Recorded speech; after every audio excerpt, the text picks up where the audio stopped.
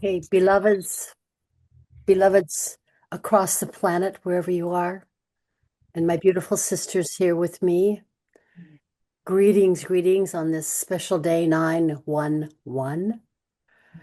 So the four of us are honored and I guess honored and gifted with to bring forth this ceremony because this day 24 years ago an event happened. And I want to talk more about that later. But in the meantime, I want to greet you on behalf of Karuna, Diana Kelly, Anodea Judith, and myself to this Founding Mothers Movement ceremony for 911. And I want to set the context for this. And even as I speak to you, I'm getting goosebumps and chills all over my body because probably each of you know and remember what was happening on that day. And it was so impactful for our human family that it actually raised a blip on the random number generator out from it impacted the world so mightily. And that's partially why it's so important to do ceremony so that the impact of that, which still resonates and gets kind of echoed at this time, can be addressed in honoring the sacrifice, because that's the way I think of the people who passed over on that day, that it was a sacrifice we made on behalf of the move to end war, to dismantle our war machine. And even as I think of what's happening in the Gaza, in between the Palestinians and the Israelis, and not only there, but the wars all over our planet. We have at least 50 wars taking place even as I speak. So, and this anathema and abomination that we do to ourselves. I mean, we mothers, we grandmothers, we sisters, we cousins, we have to send our loved ones to these wars. And some of them are actually called upon to shoot and to pillage toward even family members. So this is this crime against humanity. War is, in fact, a crime that we perpetrate toward ourselves. And that's why I want to acknowledge the grief that is inside of all of us, that we don't hardly ever get a chance to express because of the nature of war. And the pain is so deep and so universal, actually, that we don't take the time like this, to acknowledge the movement of our hearts, that we would end this practice and for us to embrace ourselves. Embrace ourselves. So I'm going to do this brief invocation. We're going to experience this grief in order to bring it to healing, to the light of healing. And we're going to turn toward the truth of who we are. And the truth of who we are is the way we're going to end our time together. So, oh beloved Creator, greatest mystery, listening to every voice, every breath, and certainly to the sounds and the wishes and the emanations of this ceremony. We invoke, we invoke the deepest inspiration, the most guiding bright lights to lead our human family forth out of this practice of war, pillage, abomination, racism, genocide, hurting ourselves, suicide. Inspire us so that we may actually uplift all of our human family to never have to do this again. And please send all of your emissaries, your masters, your guidance systems, the guides, the ancestors, the elements to help us in this regard, because we know we need all the help of the universe. We cannot do this alone, nor can we do it from our egoic self alone.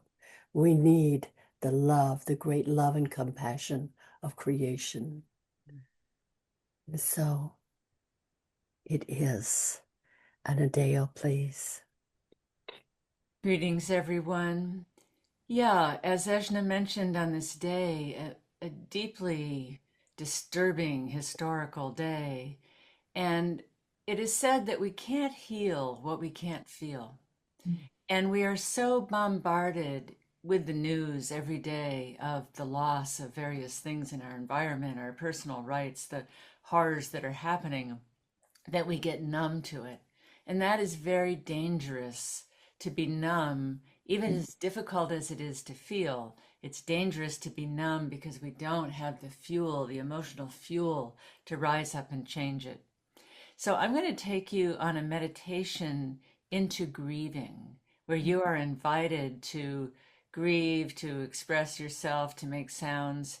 And I'm warning you that I'm going to name some dark things that are happening on the planet, because we need to know these things. We need to acknowledge them.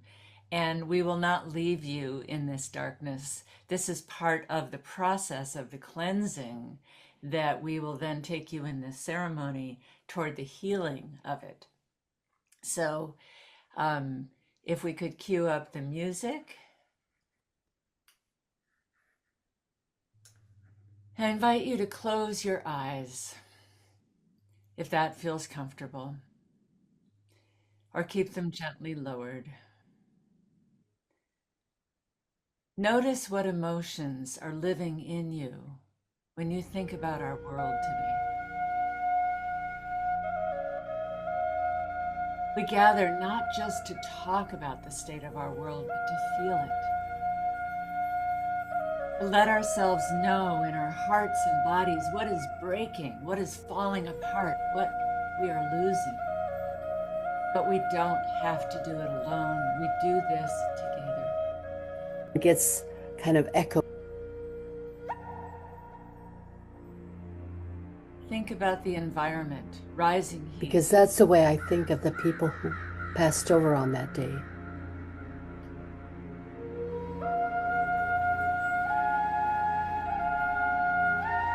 I'm hearing two voices, but I'm going to continue.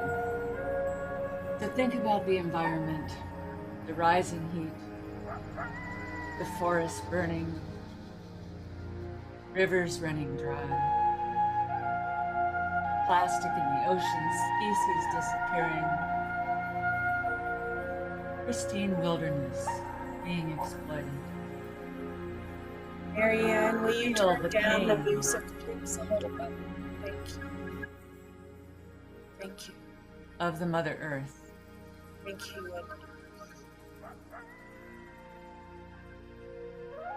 Feel that and let a soft sound come out. Of the Mother Earth. What do you know that you want to run away from? What is there calling you to notice, to feel, to grieve? Breathe into that. Face into it. And let out your sound.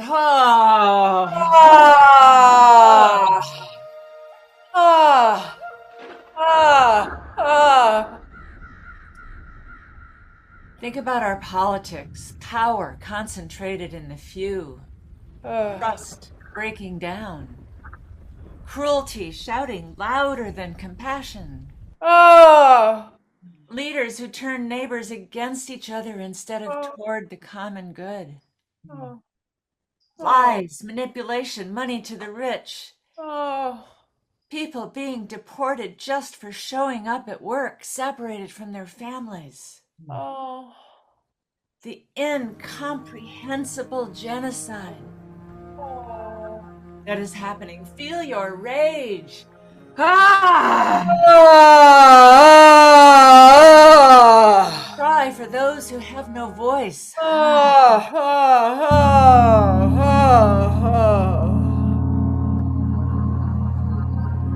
Think about our society, inequality widening, racism, hatred resurfacing.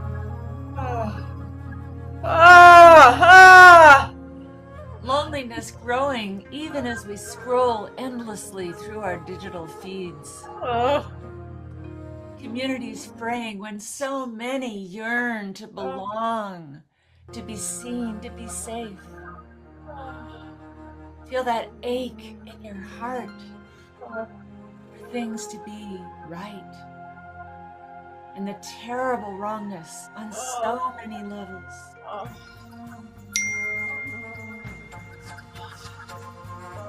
Breathe in as each truth weighs on your heart. You don't need to push it away. Notice where these feelings live in your body. Is it tightness in your chest, a heaviness in your belly, a lump in your throat? Let's just take a moment to feel these things. What breaks your heart? What breaks your heart?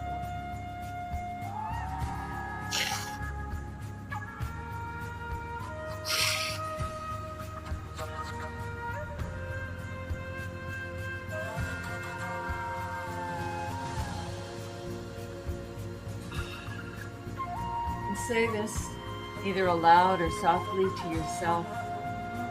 We feel this together. We feel this together. Carry this together. We carry this together. We are not alone. We are not alone. And I invite you to open your eyes and slowly come back to the group and see the others in this space that have been holding this with you. And we'll take a moment to invite Diana Kelly to bring us into a water blessing so the water cleanses our tears. And then we will each have a chance to share. Diana? Yes. And we can cut the music. The capacity to be moved, to retain our empathy, and to go toward the pain is a huge part of what the feminine brings to the world. And it is so desperately needed now. Lynn Twist, the founder of Pachamama, says that the women she works with in Africa say that the souls of the Western people are dry because we do not water our souls with tears of grief, with tears of being moved, with tears of being touched. I believe they get their words, their inspiration from an African proverb, which says, the soul would have no rainbow if the eyes didn't have tears. Will you say that again, please? Will you repeat this? The soul would have no rainbow if the eyes did not have tears. Beautiful. Thank you. Sacred tears are prayers. We honor the water of our own tears. The water is our first medicine. It is the lifeblood of the earth and of our bodies. Water remembers, restores, and carries our prayers. Sacred Holy One, Mother of rivers, mother of oceans, a reflector of the moon, we call to you. Flow into this circle, flow into our hearts, into the places we are dry and weary. Let this water be holy with our intentions.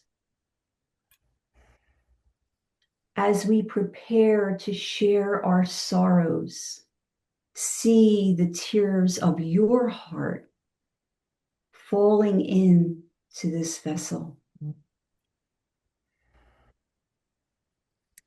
Let these tears be offerings that bless the roots of the earth,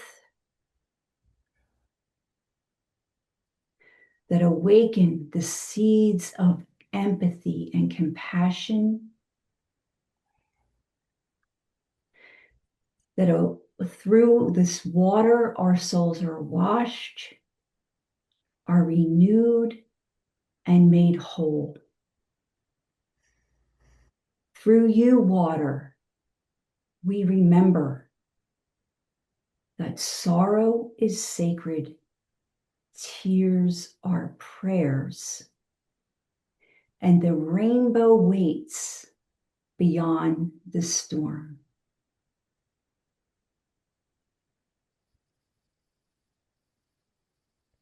Thank you.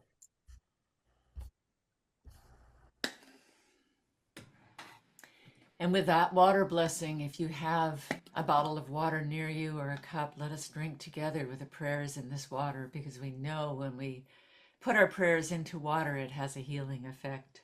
Thank you, Diana. That was beautiful.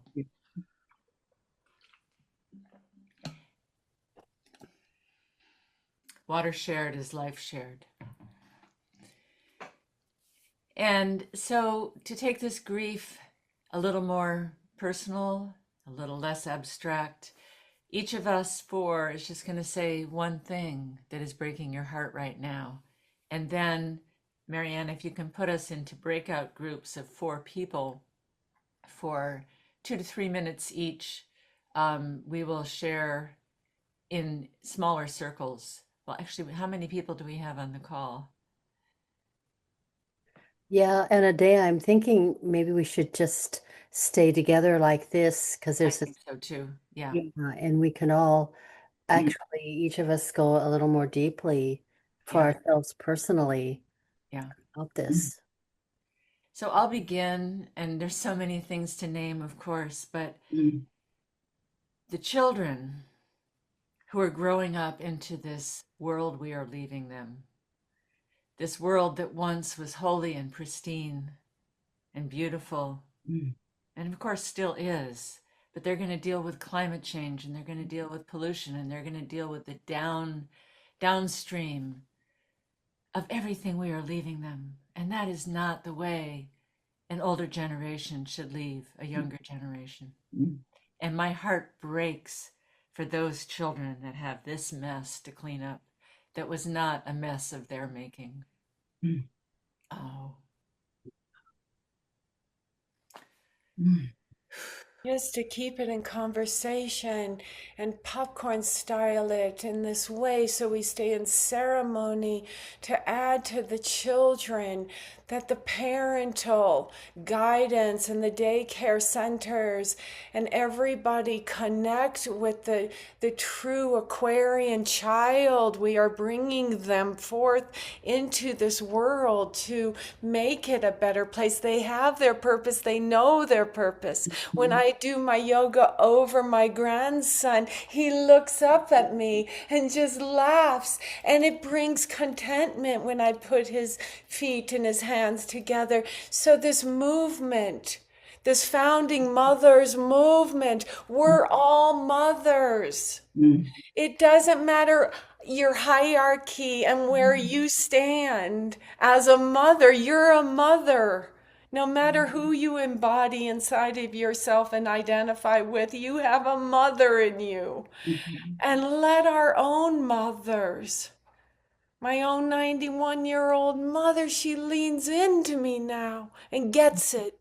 Whereas at a time, and I'll share this personal note, I took her to see Father Thomas Keating all the way up in Snowmass in the sanctuary in Snowmass in Aspen Mountain, where he lived forever. And we know him as a contemplative priest and a monk, and he wove all religions together as one. And Mama asked, Mama asked, what is all the other stuff? And he said, Diana, we're all one God in God. He doesn't judge which religion and how we're doing it. So that grief and the healing my own mother at 91 is going through, to understand what we have to do to keep up, Anodea, with this, to understand that grief is actually a healer, that we're not afraid to release the trauma here together.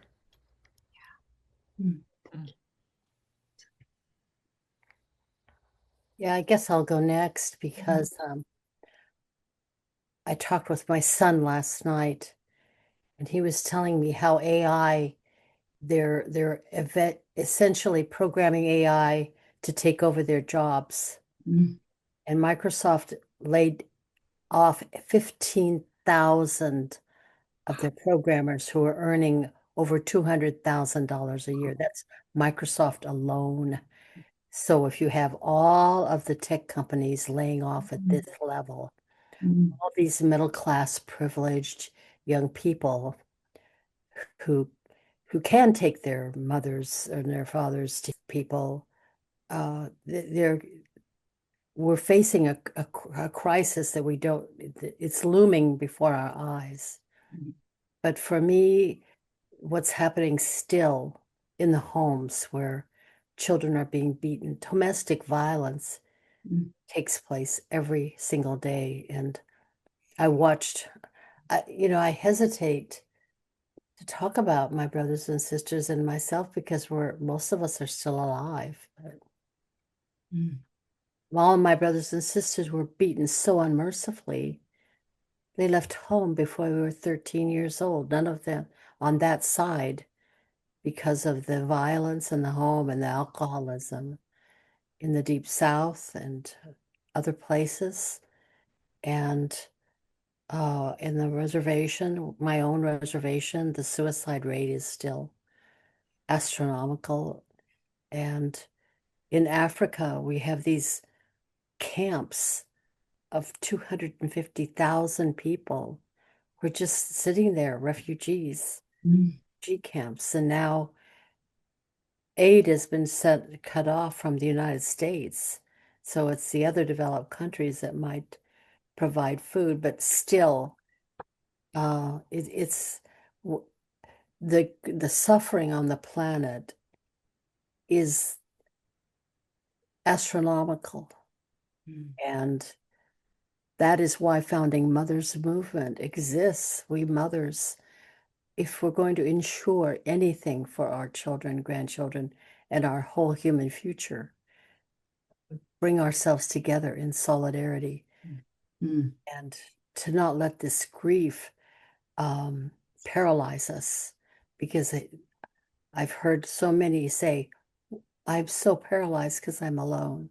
And for us in the Founding Mothers Movement to reach out to our local people, but how do we bring this down to the local level where people can come together, we women, because we have this motherhood line of love flows through every single one of us, whether we're a sister, a daughter, an auntie, or however we're affiliated with the rest of the human race. And all the farmers who bring us food, and all the truck drivers who bring it into the cities. how dependent and interdependent we are. And yet our leadership is condemning us, condemning us to solitude, servitude, and manipulation. So it's yeah, we have our task in front of us. We do. Mhm. But Mhm. it's our love that's in our hearts that we need to be touching. So thank you for letting me Thank you. kind of emote on. There's so much more, but that's enough for now. Yeah, Diana, your Yeah, turn. thank you. Mm. So yeah, I believe that for a really interesting combination of factors here, one being AI, our empathy, what makes us human, is under attack to throw so much at us that we become numb. And I know we each of us have said parts of this. Um, I feel it is imperative that we don't lose that we continue to feel, even if it's painful. And I said earlier, one of the strengths of women in particular, the feminine in particular, is to go toward the pain, to feel, to connect on all the levels. And we so need that. And, AI is coming in, so that's happening, and then AI is coming in and kind of taking over our that human piece, that feeling piece, and people are substituting relationships, AI for relationships. Um, some young people, especially, I think, are doing this because they're lonely. Our society is, we're not connected the way that we need to be, and we're disconnected from ourselves. We're disconnected from the earth. um, Myself, I have recently felt very drawn to the water element in particular, and to do ritual with water. And I had a wonderful experience that I shared a little bit with you, for three rather, that in Mount Shasta, with the spring that comes out of the mountain. And the water asked me to do these rituals because I think ritual can help carry us through these times. And we're doing this here, and a lot more needs to be done with this, um, to help us keep the sacred in every day. I started recently holding my cup of coffee and just having in the morning and having a ritual with my coffee, because even everything, even make the mundane sacred. And I'm just sharing that because that's working for me. And I believe that in whatever way people feel guided to do that for themselves, it can be really powerful and can really help to support your soul, your spirit, as we walk through these times, which are very challenging. So thank you. I think taking a walk Mm. in nature and allowing us to invite listening, and the placement of the foot with the big toe and then the heel and the inhale and the exhale is part of what you're talking, that really slowing down.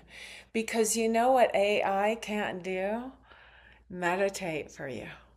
So that's so sorry, AI, but you can't do that for me.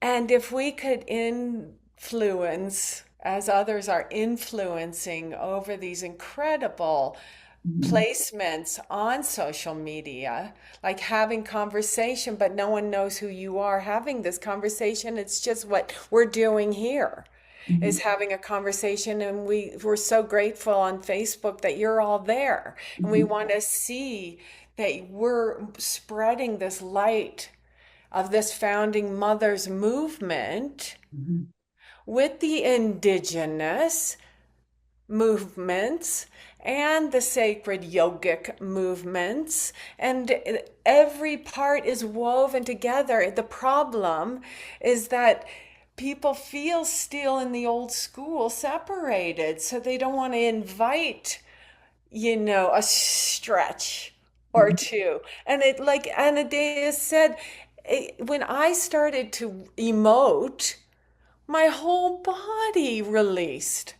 And if we don't be honest and truthful with this founding mothers movement, that we're mothers and that we emote and that we release and that we can gather and then harvest in this time of October and the harvest moon, and as the moon is lower and lingers, it is important to honor your cup of tea in such a way, and your gift. And thank you for bringing that up, because diet nutrition will help calm our nerves. True. And so we do have to invite the ideas around yogic practice only because it's healthy. It's not athleticism or religion. It brings all the planets, all the cosmos, all the Mother Earth.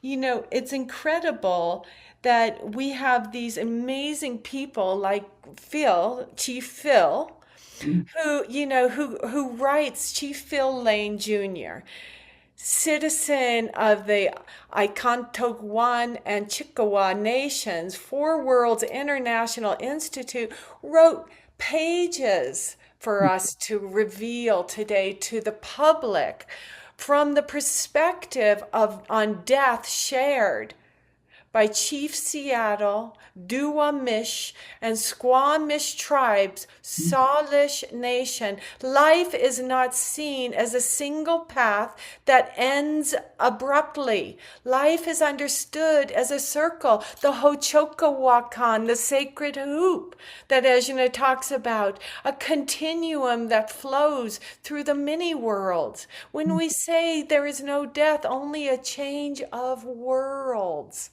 We are not threatened by AI. We are not threatened. We are mothers. It means there is no death, only a change of worlds. It means that the spirit does not cease to exist when the body stops breathing. What changes is the form and the place and the way the spirit continues its journey. If I may just read just a little more. According to this understanding, the body is part of Mother Earth, formed from the elements and returning to the earth when it's time to complete. However, the essence, the spirit, does not dissolve. It transitions into other realms, other worlds that are just as real as the one we live in now. Just as real as the one we live in now. We don't have to fall into the traps. This transition is not an ending. This transition is a passage. And we talk about offering comfort. Ejna, we talk about glory. Right? We talk about the reassurance that life continues beyond the physical realms. And on behalf of Ejna, holding the torch, the indigenous views holds that our relationships, our love, and our memories are not lost in this transmission and transition. They remain with us and they are carried into the next worlds, the children being born. The 7 generations before us gave us this, the 7 generations to come. These worlds are connected, and the spirit worlds are seen not as distance, but as very close. And closer than our breath. That's magnificent. That takes you beyond yoga. Because we're so attached to prana and breath. I love what I just read to you and share with the world. Closer than our own breath. Those who walk before us continue to exist, to guide, to love, and remain part of the sacred hoop of life. Beautiful. Beautiful. Thank you.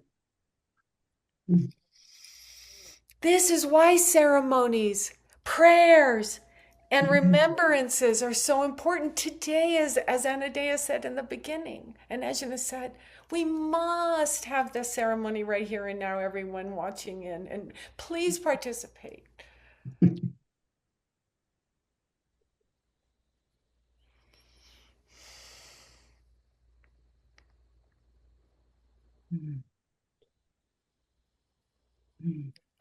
Let's bridge this connection right here and now. Let's make it a vow, a bow.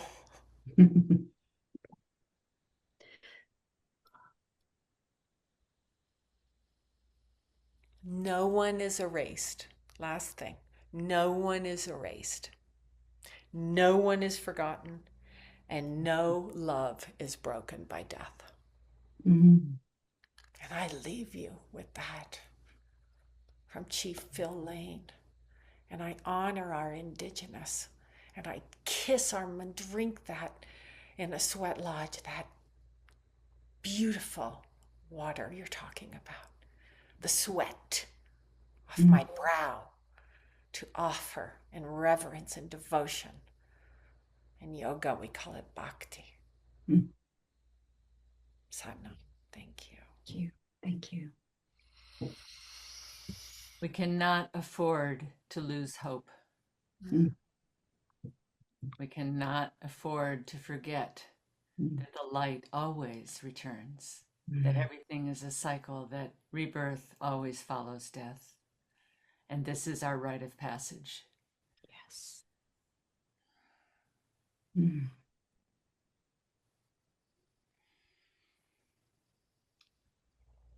So Karuna, did you have a song? I think our beloved Marianne's going to put that on. We're going to take this and just into prayer. And I want you to feel the I am. You know, it's written in the text YAM. The first words of all the religions combined is I am. So feel this at your heart.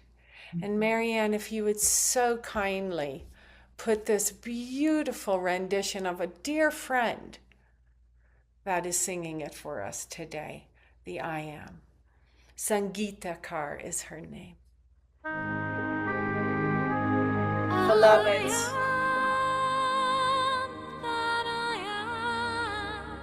close your eyes.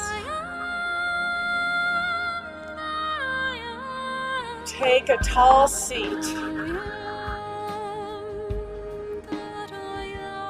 Drink the water.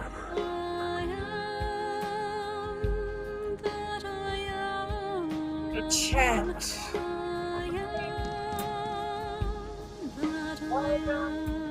And confirm and affirm.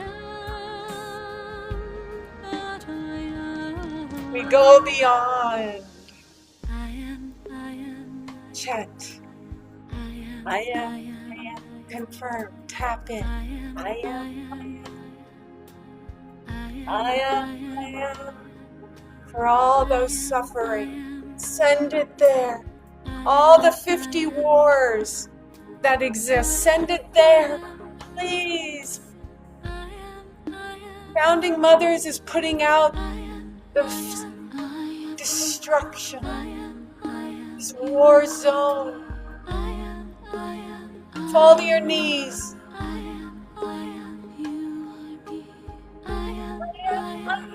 Whispering.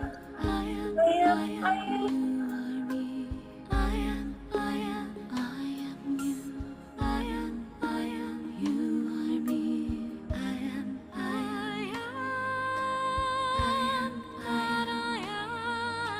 Coexist. Everyone's invited.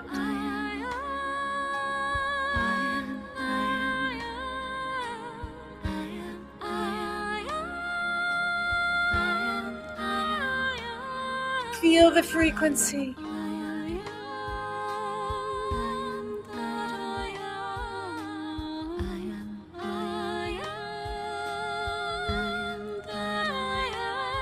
honor our ancestors. They didn't have this glorious opportunity.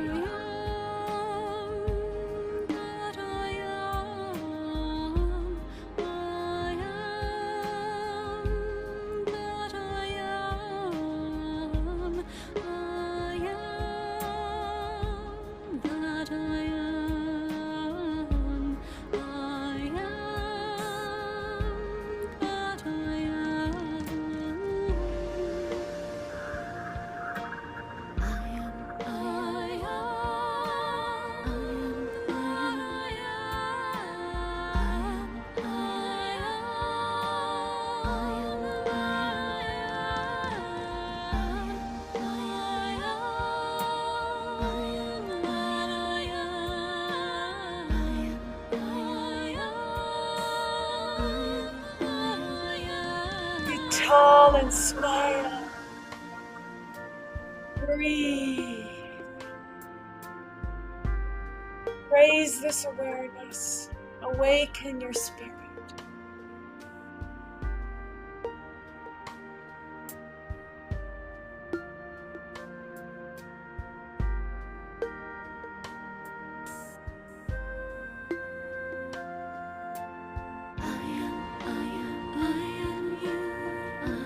Together we chant.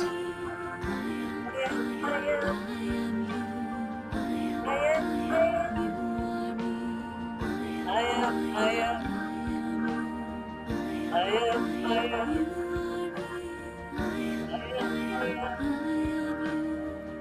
I am, I am, I am.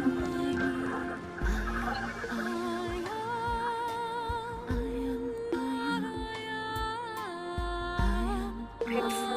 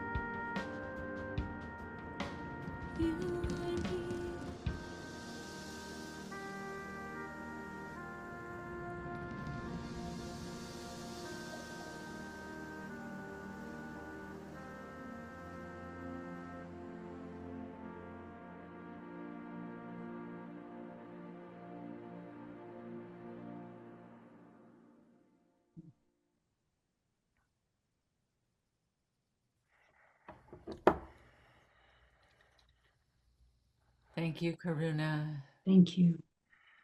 May the blessings of this day in this most sacred way serve us. And dear Anodea, if you could speak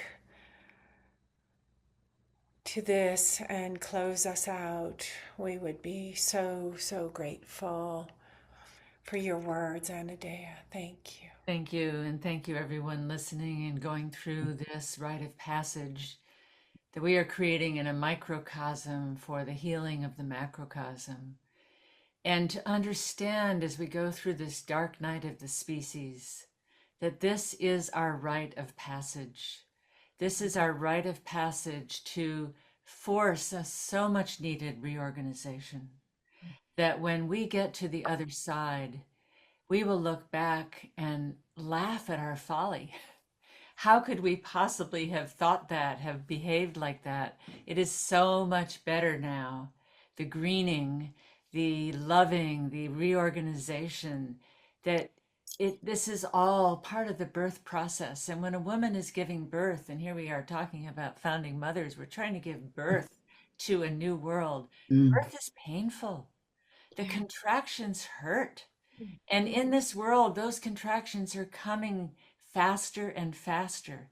But what that means when the contractions are closer together is that we are nearer the birth process. And when that baby comes out, it is a miracle. And it's a miracle of love because you fall in love instantly with this tiny little helpless thing. You fall in love instantly, and the pain that you went through to get there is forgotten. It's completely forgotten in the miracle of birth. And if you told a woman that, she was going to bring a baby out of an opening this big, she'd say you're crazy. But we can birth a world out of this mess. Because birthing is messy, and this is the mess, the pain of the contractions.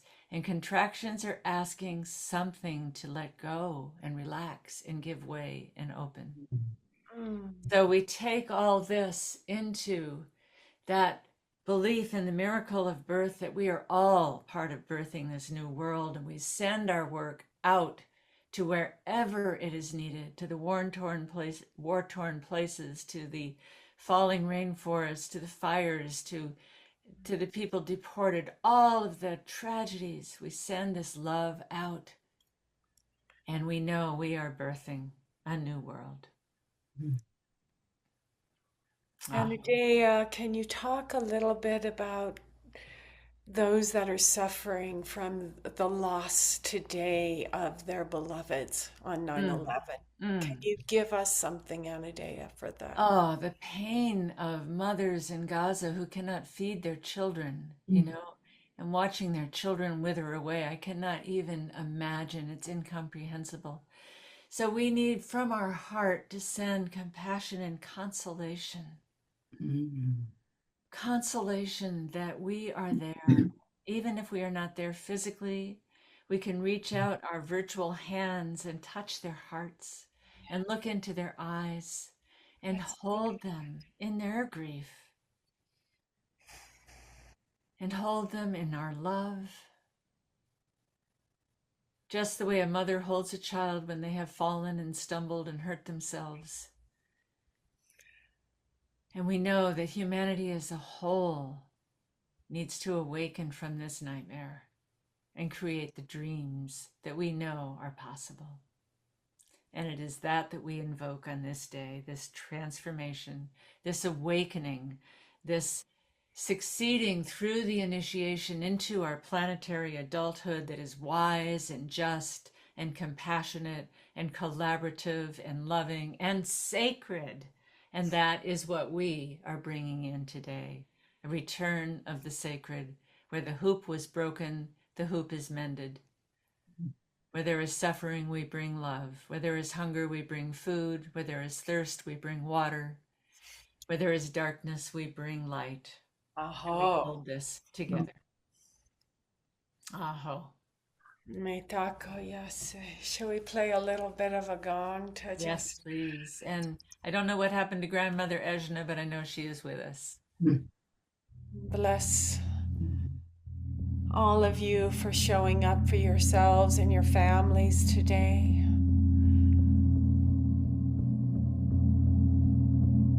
We take you deeply into our hearts as individually we also are there, suffering through transformation is not easy. You gotta let go of the old stuff, and that ain't easy. And no one said it would be, but when you get there, this is where the gong therapy is very helpful. So whatever I'm holding on to, may I please let it go. Thank you for joining us, and enjoy this therapeutic gong ceremony.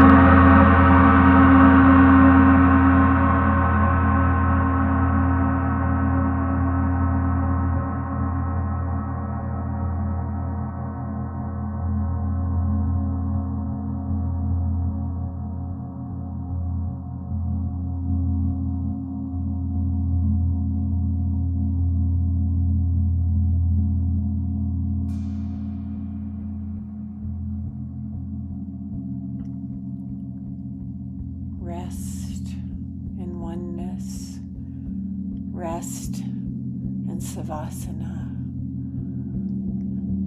corpse pose. Allow yourself to sink deep